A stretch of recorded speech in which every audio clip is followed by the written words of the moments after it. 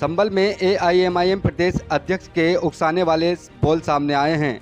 हिंदुओं पर रकेल रखकर नाजायज औलाद पैदा करने जैसे गंभीर आरोप लगाए हैं। एक साधु के जवाब में उन्होंने कहा कि मुसलमान गाजर मूली प्याज नहीं है जो काट दें।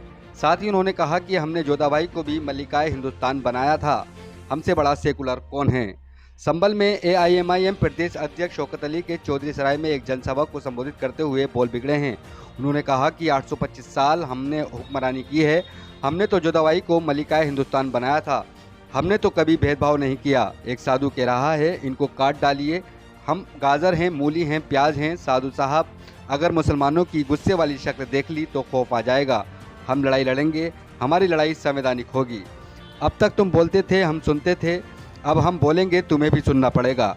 मदरसा, मस्जिद, लिंचिंग, हिजाब किसके साथ हो रहा है? आपके साथ। यहाँ की सबसे आसान गिज़ा मुसलमान हैं।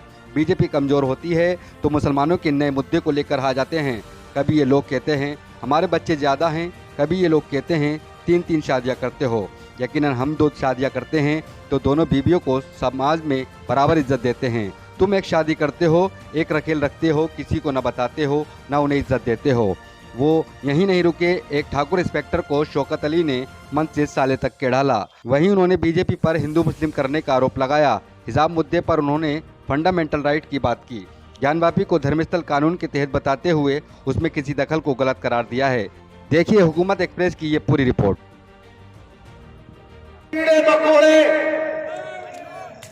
832 साल हमने हुक्मरानी की है और तुम हमारे बादशाह के सामने अपने हाथ को पीछे बांध करके जी हुजूर करते थे।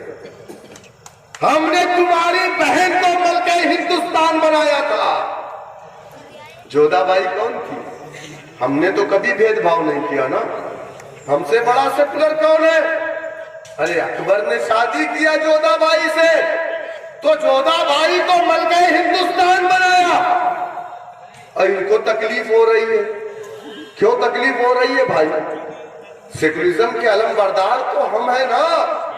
हम तो अपने साथ साथ तुम्हारे लोगों को भी ऊपर ला रहे हैं। और ये कह रहे हैं, एक खड़ा होकर के साधु कह रहा है कि इनको काट काट के फेंक देंगे। अच्छा, हम गाजर हैं, हम मूली हैं, हम प्याज हैं। साधु साहब, अकेले में अगर शक्ल आप देख लेंगे गुस्से वाली मुसलमानों की ना, तो संडास और पेशाब दोनों का डालेंगे। और तुम्हारे अंदर कितनी ताकत है हमको मालूम है। तुम किसके छोकर हो? तुम्हारे पीछे केंद्र सरकार खड़ी है, तुम्हारे पीछे दिल्ली की पुलिस खड़ी है, इसलिए तुम्हारे जबान से ये भाषा निकलती है। और यहां हमारे लिए कोई बोलने वाला नहीं।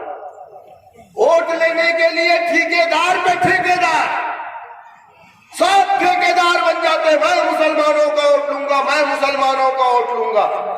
अरे मुसलमान किसी का गुलाम नहीं है, मुसलमान अपने आका का गुलाम है। अपने जहन से ये बात निकाल दे।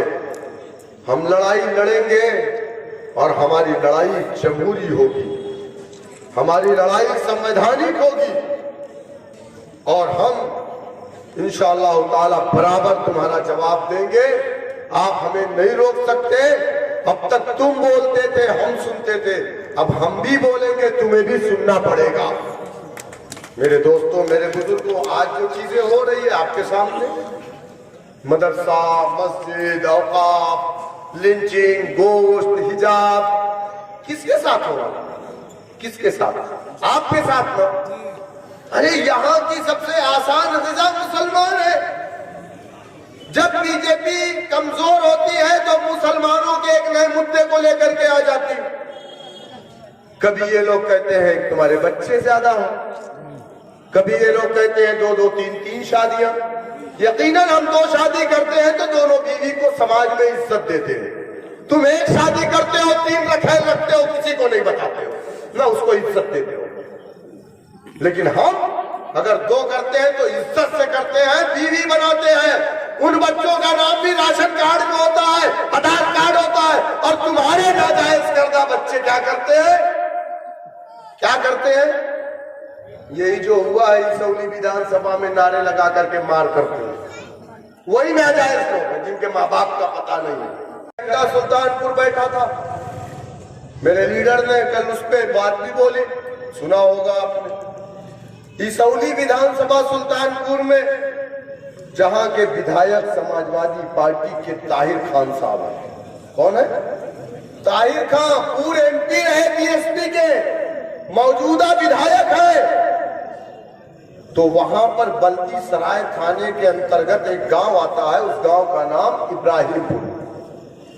इब्राहिमपुर में मस्जिद के सामने से इनकी मूर्तियां जा रही थी, जो भी थे इनके, मस्जिद के पास खड़े होकर के वहां पर ये नारा लगाना शुरू किया।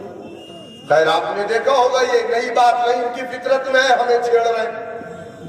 वहां पर लोगों ने कहा मगरिब की नमाज हो रही है, बंद कर दो, सिलो कर दो, या जुलूस को लेके निकल जाओ, यहां किसी हिंदू का घर नहीं। और पूरी अंसारी बस्ती है, वो पूरी अंसारी बस्ती है। तुम लोगों ने क्या कहा? तलवारें निकाल करके कम से कम 25 लोगों को जख्मी कर दिया, किसी के सर फाड़ दिए, किसी की आंखें फोड़ दी, किसी के नाक को काट दिया। और वापस से पुलिस वालों ने खड़े होकर के उस मूर्ति के सामने क्या कहा? कहा ना हम कमजोर है ना आप कमजोर है। पुलिस वाला कह रहा है SHO का नाम था अमरिंदर सिंह ठाकुर साहब है, पुराने रिश्ते हैं, साले लगते हैं पुराने, जोधा भाई के भाई तो लगते होंगे ना, तो फिर रिश्ता तो वही हुआ ना भाई। हम सेकुलर है इसलिए हम आपको इज्जत दे रहे। तो ये साले साहब ने वहां खड़े होकर के क्या कहा? मैं गाली नहीं दे रहा हूँ, रिश्ते की बात में साले बोला हूँ, एक साले गाली भी होता है, और न कल बोलेंगे कि देखो ये भड़काऊ, ये भी बोल रहा है।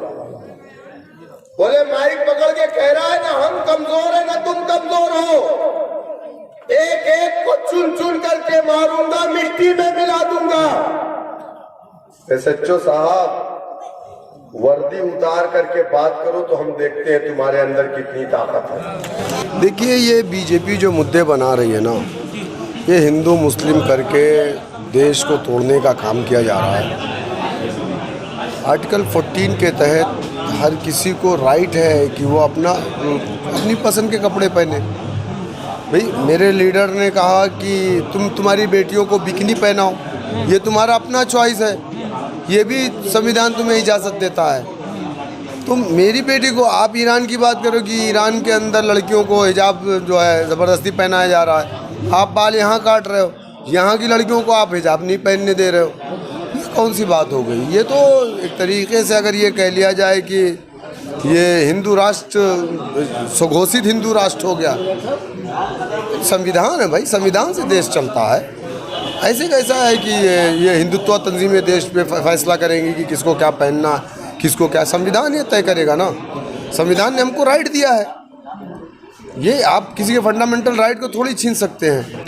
ठीक है, अदालत का फैसला है, उस पर क्या टिप्पणी कर सकते हैं? अब जो भी अदालत का फैसला है उसको सबको मानना है, हिंदू पक्ष माने या मुस्लिम पक्ष, सबको मानना पड़ेगा उस बात को।